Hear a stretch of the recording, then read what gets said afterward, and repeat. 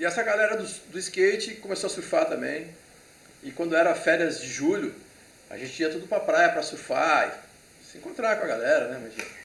Namorar as gatinhas, um movimento bom de juventude, né? E numa dessas férias, o Macaô já tinha aparecido, que nós não chamava ele de Macaô, nós chamava ele de baiano. Naquela época, quem plantava bananeira em cima do skate era o cara, entendeu? Eu já plantava bananeira em cima do skate. E era uma manobra que poucos faziam, né? E eu andava um tempão de bananeira já em cima do skate. E aí um dia chegou na lomba lá um baiano plantando bananeira no skate. Eu olhei aquele cara lá, né? Naquela época de moleque, o cara quer ser sempre o melhor, né? Eu vi aquele cara lá, mas não sabia. Fiquei sabendo que era o baiano, tal de baiano. E aí a gente foi pra praia. Logo em seguida a gente foi pra praia pra surfar. E aí esse mesmo baiano foi também. Um cara que estava chegando, porque o pai dele era militar, ele era da base aérea. Da base aérea sempre tinha isso, chegava e saía um monte de gente, que estão sempre sendo transferidos. E aí, cara, pra gente aquecer um dia antes de entrar na água, ele começou a fazer uns movimentos. Uma gingada, depois eu fui saber que era gingada. Gingava, dava uns golpes, dava uns AU. E aí fiquei olhando aquilo, porra, e aí a galera, isso aqui é capoeira, não sei o quê. E aí dessa ida pra praia, pintou a ideia de aprender aqueles movimentos de capoeira que ele tinha. Mas o Aloysio, o Lu, para nós, o baiano, que depois virou Macaô, ele não era mestre de capoeira, ele tinha aprendido com o irmão dele. Na realidade o Lu, ele sabia mais era taekwondo, ele tinha uma base mais de taekwondo, que como eles eram filhos de militares, eles acabavam treinando dentro das bases aéreas, sempre tem uns treinamentos de artes marciais.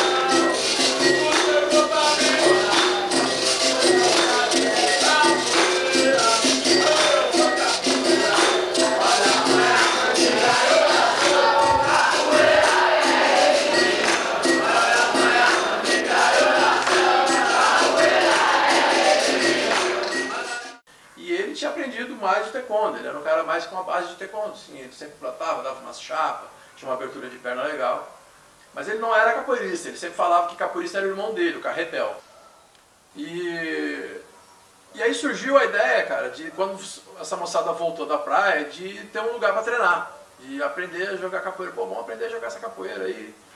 Eu não fiz parte desse primeiro movimento no início, porque eu já era judoca, já me achava assim, né, já tinha minha luta, já tinha um tempo de judô, era um cara, né, tinha os campeonatos nas costas, era vamos dizer assim, um cara que tinha um conceito como lutador de judô.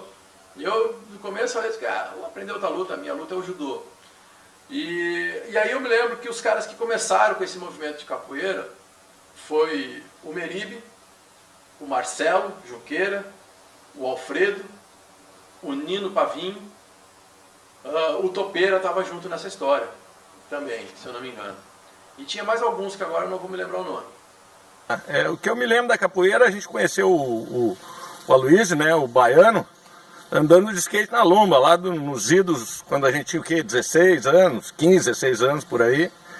E ali começou a amizade nossa com ele, né, um pouco mais de entrosamento. E ele já veio com essa ideia nova, né, da capoeira, que foi novidade mesmo, foi uma grande novidade pra gente lá na época, né. E eu lembro que começou mesmo a gente numa caída lá para Capão no inverno, frio pra cacete. A gente fazia um aquecimentozinho antes de cair no pelo, né, em julho, caía no pelo naquela época, né. Era o jeito.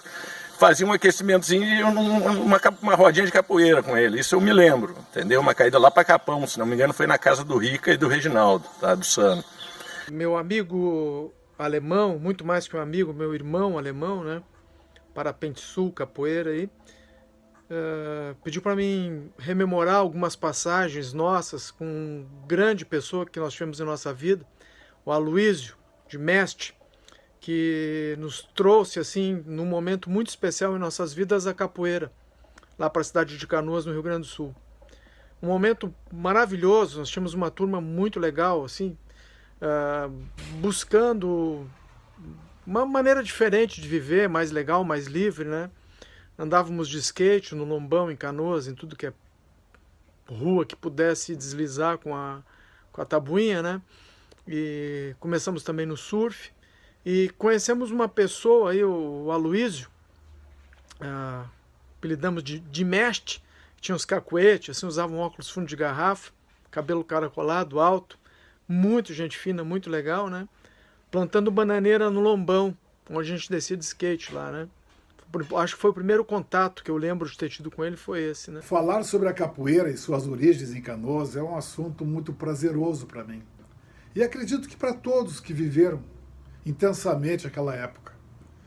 E falo de 1977, isso é um dado já conhecido por todos, que iniciou na casa do Marcelo Junqueira. E depois começou, eu acho que, se não me engano, começou na casa do Marcelo, onde tinha uma rinha de galo, começou mais assim, mais a valer, entendeu? Mais a valer ali, aí eu me lembro que tinha o próprio Marcelo lá do bicho, o Alfredo, entendeu? Eu, acho que o Topeira já estava nessa onda aí também. Por uma turma de amigos, sem fins comerciais, sem pretensão nenhuma de se ganhar dinheiro.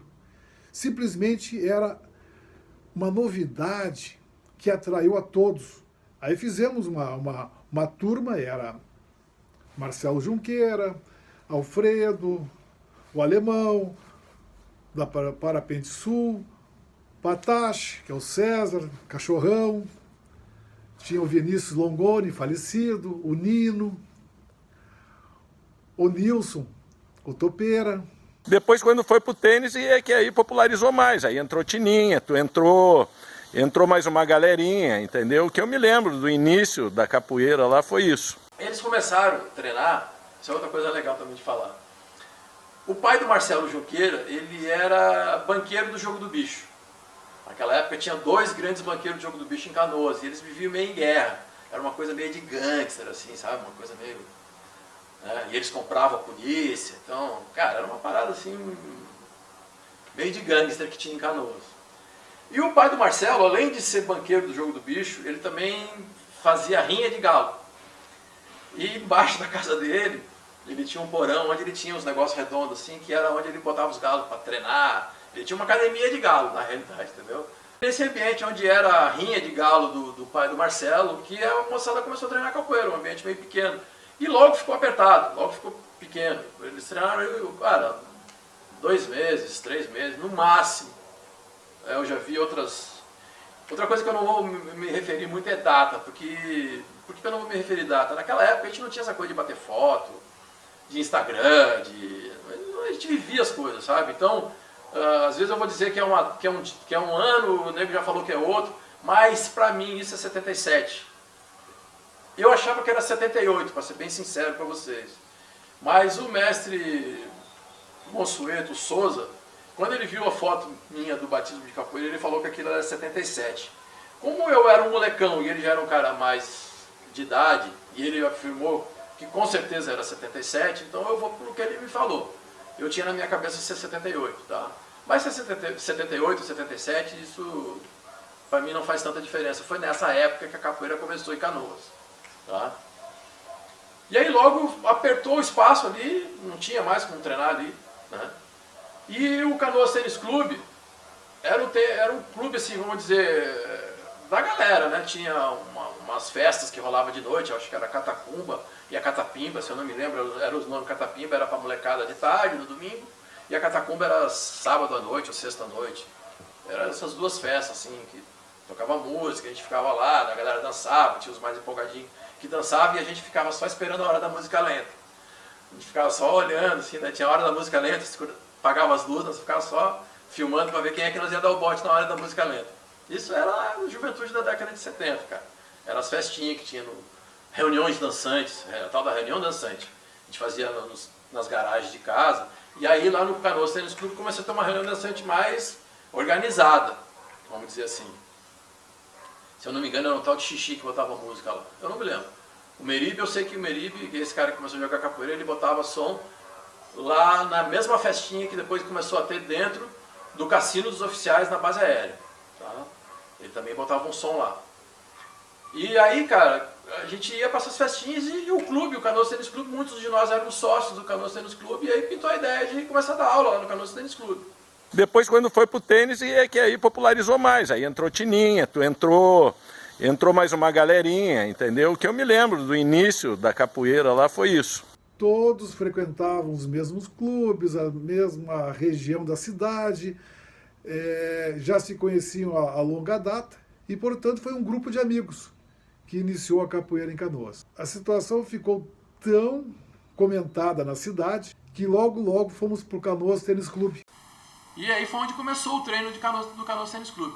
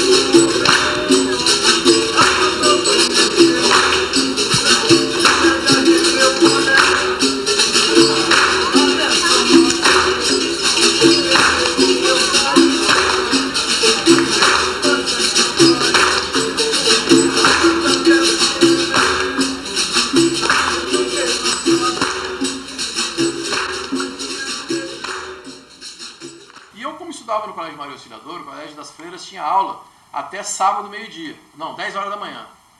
Daí 10 horas da manhã, de putz, cara. E o Colégio dos Padres não tinha aula sábado. E o Colégio das Freiras tinha até as 10 horas da manhã. Porra, acordar sábado pra ir pra aula, puta, não era fácil. Daí acabava a aula às 10 horas da manhã, todo mundo já estava fazendo alguma coisa, nós saía que nem doido da aula pra ir fazer alguma coisa. E eu me lembro que teve um sábado que as meninas tudo falando, vamos lá ver a capoeira. Eu digo, pô, a mulherada tá interessada na capoeira, vamos lá ver essa capoeira aí. Daí eu cheguei lá, vi que era rapaziada, vi que era tudo uma galera que eu conhecia, tudo, e gostei. Só que o Macaô, por exemplo, não sabia nem tocar berimbau. A capoeira era uma vitrolinha, assim, se eu não me engano, era Philips ou Philco, era uma vitrolinha que levava, assim, abria, a parte de trás aqui era a caixa de som. E aí o disco que tocava, isso eu não me esqueço, o disco que a gente ouvia naquela época era do Suassuna e Dirceu. Era esse disco que ele ouvia. Não, mentira, não era não. Era o Eu Bahia. O Suassuna e Dirceu surgiu depois. Era o Eu Bahia, o nome do disco que tocava. E por uma curiosidade, nessa mesma época que a capoeira começou em Canoas, o meu pai, que trabalhava uma hora de uma coisa, outra hora de outra, meu pai fez uma lojinha na frente da minha casa para alugar, e aí ele alugou para uma Flora, a Flora Iemanjá. Até hoje existe a Flora Iemanjá no centro de Canoas. A princípio meu pai alugou, as pessoas vieram lá do mercado público de Porto Alegre e colocaram ali uma filial em Canoas. Não tinha Flora em Canoas, foi a primeira Flora em Canoas. E aí meu pai já estava meio aposentado, ficou por ali, meu pai é sempre meio metido a malandrão, ficava ali com as menininhas da loja, estava aposentado. E o pai viu que aquilo ali era um negócio legal e o pai comprou a loja e aí virou do meu pai essa loja. Tá? Nessa década, 77, 78, junto com a capoeira. Foi uma coisa muito interessante que aconteceu para mim, assim, né? E nessa época, o meu irmão, o César, o Cachorrão, o Patacho, ele estava morando em Imbituba. Ele foi morar em Imbituba para surfar. 75, 76, 77, eu acho que ele morou lá. Ou 76, 77. De novo eu vou falar que as datas eu não lembro. E meu irmão não estava morando, ele estava morando em Imbituba surfando. E aí começou esse movimento de capoeira, e junto com esse movimento de capoeira surgiu a loja do meu pai. E na loja do meu pai o que tinha? Vinha os berimbau da Bahia. Entendeu? Vinha os berimbau, meu pai comprava coisa, santos, imagem de santos, dos orixás, incenso, aquelas coisas todas, né? E vinham os vendedores traziam, muitos dos vendedores vinham de São Paulo e atendiam os caras, as floras no Brasil inteiro, e traziam artigos da Bahia. E junto dos discos que tinha na loja do meu pai, de Umbanda e de Candomblé, eu comecei a fuçar e achei Camafeu de Oxóssi no meio disso, achei o disco do Bimba no meio disso. Então eu ficava ali, eu também ajudava meu pai na loja, que era bem no centro da cidade, e comecei a jogar capoeira lá, comecei a treinar capoeira. E o que rolou? Como eu era um cara que já tinha uma base boa de luta na função do judô, e sempre pequenininho, logo o que eu me identifiquei na capoeira? Com a queda, né? Eu logo comecei a botar as quedas que eu tinha do judô na capoeira e um pouco da malandragem da capoeira no judô. E fiquei 2 anos ainda como lutador de judô e jogador de capoeira. E aí até eu tinha um golpe meu, que a galera mais antiga vai lembrar, que eu dava uma tesoura, muito boa, uma tesoura voada, assim. E eu comecei a usar isso no judô. Eu dava um taiotoshi, que era o nome desse golpe no judô. Quando o cara defendia, que era jogando o corpo para trás, eu entrava na tesoura e ganhava dos caras. Até que chegou uma hora que os caras disseram, pô, isso aí não é golpe de judô, e eu comecei a ganhar muita luta de judô, usando essa malandragem da capoeira. E aí me desclassificaram num campeonato, porque eu estava usando um golpe que não era do judô, cara. Pô, aquilo me deixou puto da cara, e eu já estava mais envolvido com a capoeira, e aí, quer saber, larguei do judô quando eu recém tinha feito o exame para faixa marrom. Larguei do judô com faixa marrom. Então eu lutei judô de 69, eu acho que foi quando eu comecei a lutar judô, até 77, 78, por aí. De novo, essas coisas de data, não lembro se foi 79, se foi 78, foi por essa época aí.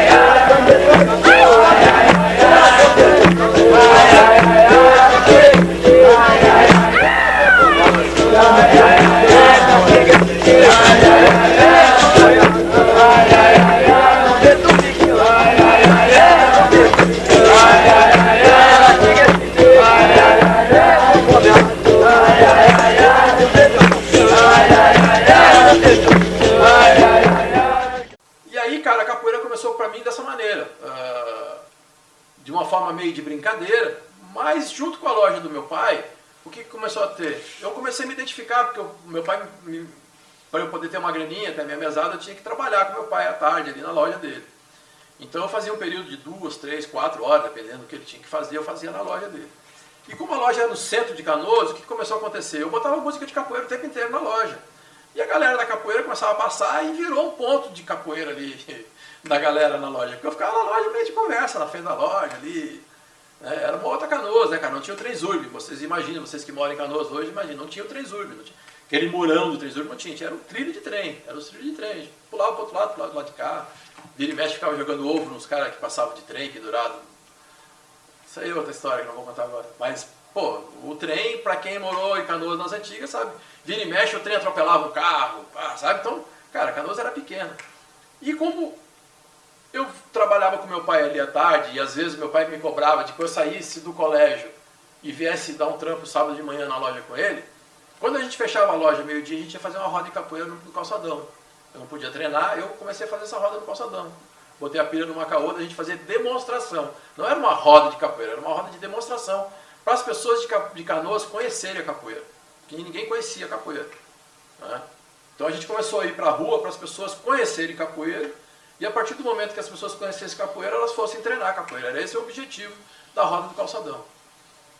E eu logo fui me identificando com as músicas, porque vinha berimbau, vinha pandeiro, vinha atabaque para a loja do meu pai, e eu logo fui desenvolvendo essa parte, assim, vamos dizer, mais musical dentro da capoeira. Eu lembro de o Macaô aprender a tocar berimbau, atabaque comigo, ele não sabia tocar. Eu ficava ouvindo as músicas de capoeira dos discos e ficava tocando os toques na loja, tocando atabaque, que tinha tudo a ver com a loja, e foi assim que eu fui desenvolvendo meu repertório musical dentro da capoeira, meu lado com a música dentro da capoeira. E sem conhecer muito as coisas da religião, da cultura negra, eu confesso que a gente não conhecia não. Era a maioria branca dentro da capoeira ali que começou. Pois bem, o Macaô, isso eu lembro, em 1980, o pai do Macaô foi transferido de volta para Aracaju, ou para Salvador, não me lembro, para Salvador. E o Macaô foi embora, ele era molecão, ele não tinha condições de sobreviver sem o pai dele. Que a gente pagava uma graninha para ele por mês, mas ele não tinha condições, tinha que acompanhar a família. E o Macaô foi junto com o pai dele para Salvador. E nós ficamos sem ter com quem jogar capoeira em Canoas.